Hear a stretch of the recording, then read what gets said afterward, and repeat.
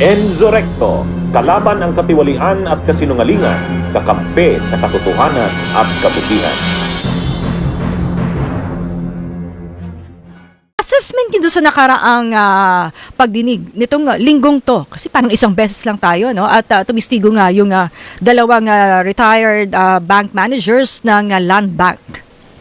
Malinaw po yung naging pagtistigo ng dalawa patungkol sa withdrawal ng malalaking halaga na tumutugma naman sa mga sinabi na rin ng naging testigo sa Committee on Justice na si Ramil Madriaga. Ang malinaw po dito ay yung malalaki at hindi pa na ipapaliwanag na withdrawal na 125 million kada isa sa bahagi ng confidential funds o sa pondo ng OVP sa Land Bank at pati na rin yung sa DepEd na 37.5 million each na sumusuma pagsasamahin ng dalawa ay 612. Ito ho yung dapat na pagtibayin ng ipaliwanag ng pangalawang Pangulo. Ayon dito sa Artikulo 1 ng Articles of Impeachment. Oo, inaalmahan nga Attorney Bukoy ng mag-asawang Duterte, si VP Sara at Attorney Mans Carpio. Ito nga paglalabas ng tax records, no, na ng kanila o na gagamitin nga para sa ebidensya sa pagdinig sa House Prosecution Panel. Sinasabi nga parang ginagawa raw isang weaponization ito, no? Tsaka ultimately ay alam din daw nila na ang yung pag-uusig nga sa Vice President ay may kinalaman pa rin sa 2028 elections. Attorney Bukoy. Wala hong kaugnayan yan dun sa election sa 2028. Yan ho ay pamumulitika na lang nila. Sapagkat ito pong pagbubukas ng kanilang income tax records, pati na yung sa confidential funds, yung liquidation, ay magkaugnay po ito. Sapagkat mahalaga ho ito upang mapagtibay yung kanilang idineklarang kinita nila bilang mag-asawa. Ito po bang Article 1, sa tingin nyo kung sapat yung mga, kasi ito financial records na to So, correct, madaling mapatunayan itong Article 1. Kung makikita yung mga financial records and tax records. Opo, yan po ay simple math plus or minus.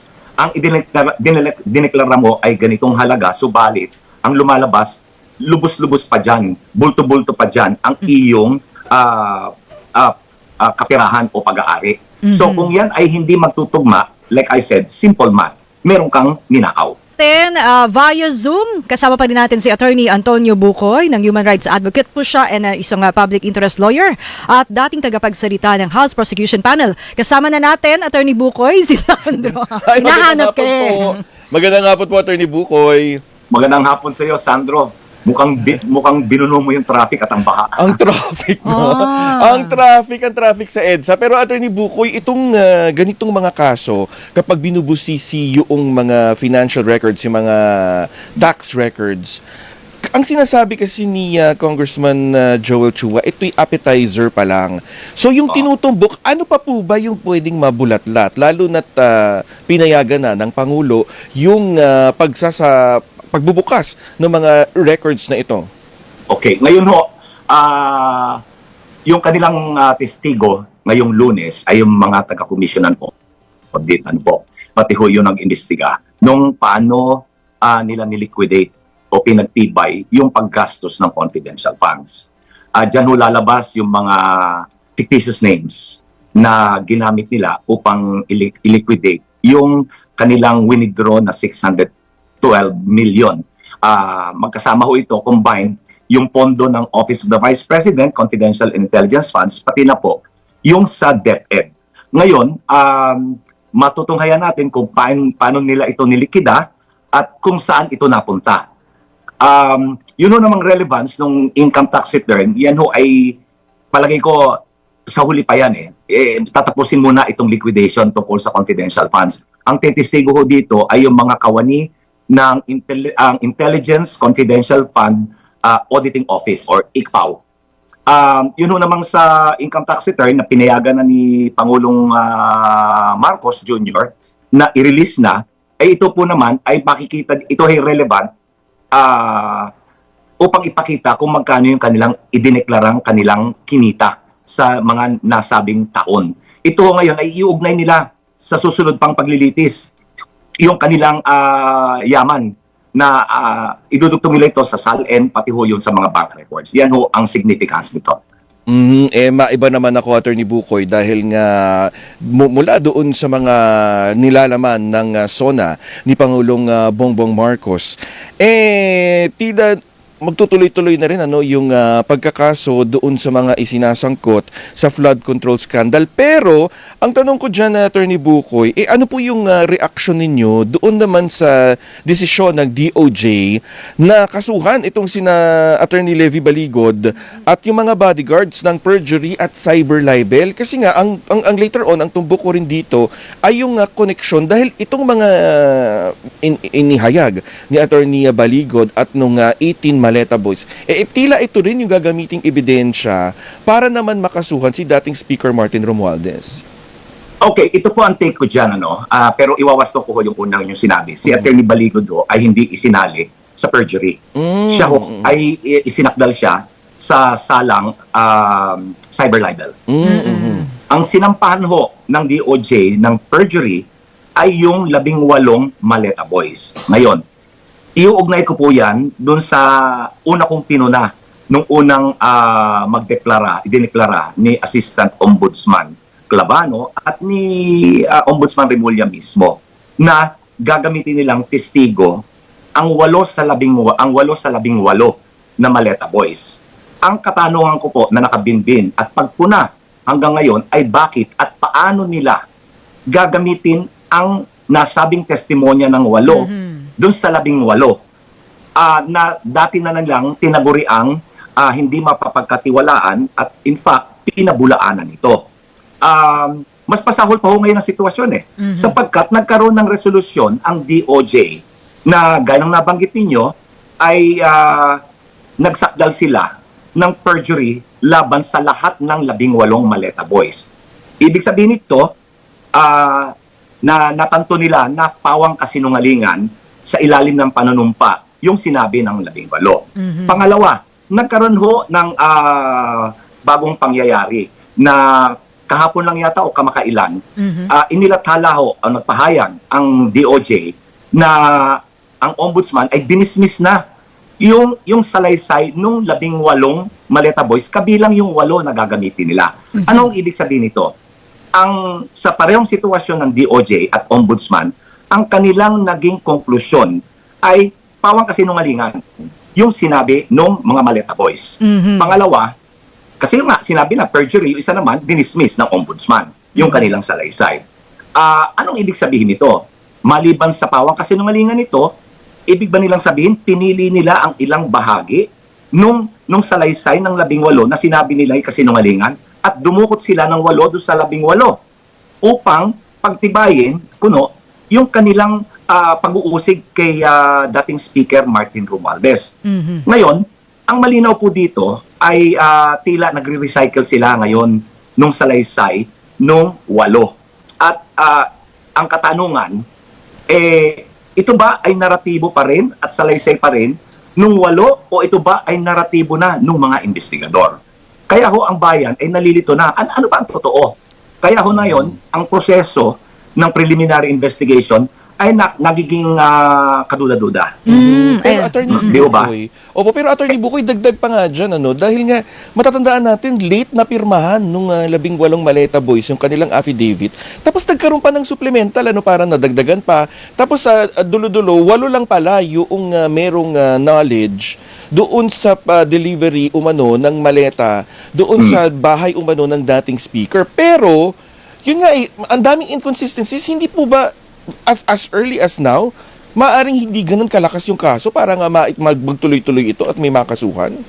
Bilang kasagutan ko dyan, ang susi ho sa anumang uri ng pag-uusig ay ang kredibilidad ng katibayan. Sa ating kasalukuyang usapin, kredibilidad ng testimonya nung 8 sa 18 Maleta Boys. Paano mo aasahan yung kanilang testimonya na noon ay tinuligsa mo na at tinabulaanan mo na? Ang lumalabas po dito ngayon ay hindi iisa, hindi pantay at hindi pareho yung pamantayan ng pagtimbang ng katibayan. Sa wikang Ingleso, at sa usaping legal, ito yung tinatawag na consistency in the standard of assessment of evidence.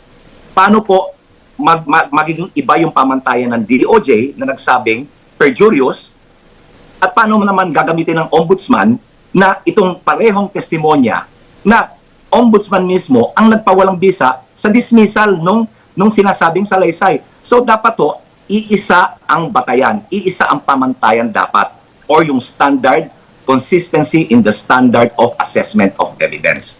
So ano po ang lumalabas dito? Salungat po yung nagiging posisyon ng mga ombudsman o OMB investigators sa naging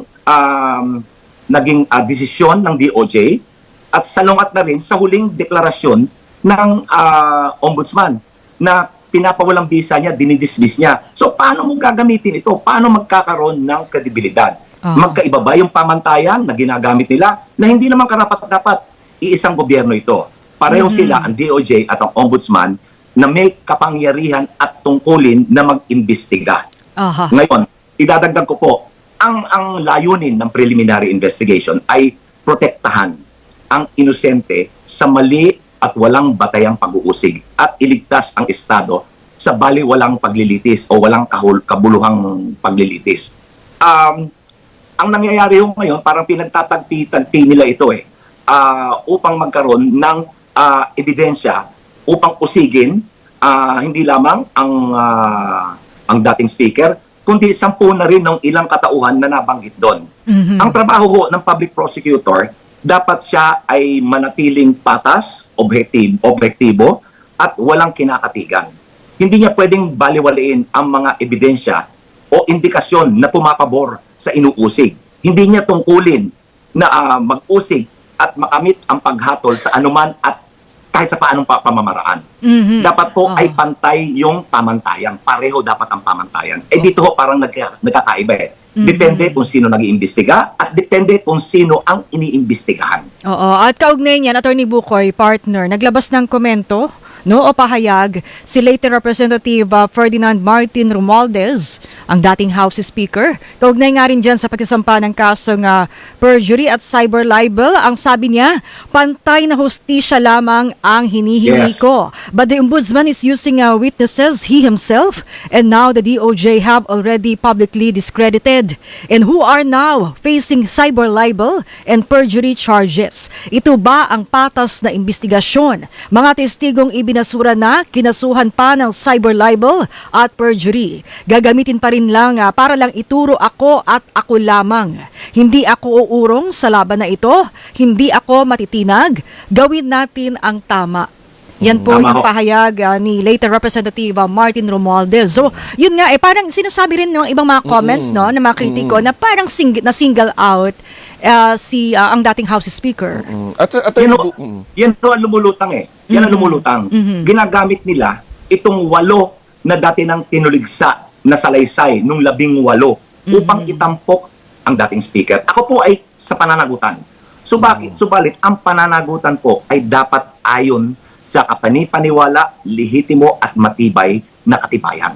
Hindi pwedeng baluktutin ang pamantayan pag ito, binaluktot mo yung pamantayan sa isang banda, susunod ka sa nasabing pamantayan o standard of evidence. Sa isa naman, hindi mo susundin upang itampok mo ang iisang tao na sa sitwasyong ito ay si Speaker Romualdez. Kung gano'n ang mangyayari, nakakabagabag loob ho yan sa mga ordinaryo mamamayan. Kung ang isang mataas na opisyal na ay maaring usigin sa maling pamamaraan, paano na yung ordinaryong tao lamang na walang ganong kakayanan? Bunyog, halikan na kasama ka. Bunyog, kapag buklod ay may pag-asa. Luzon, Visayas, Mindanao, isa ang pananaw. Sa bagong Pilipinas ang bunyog isisigaw.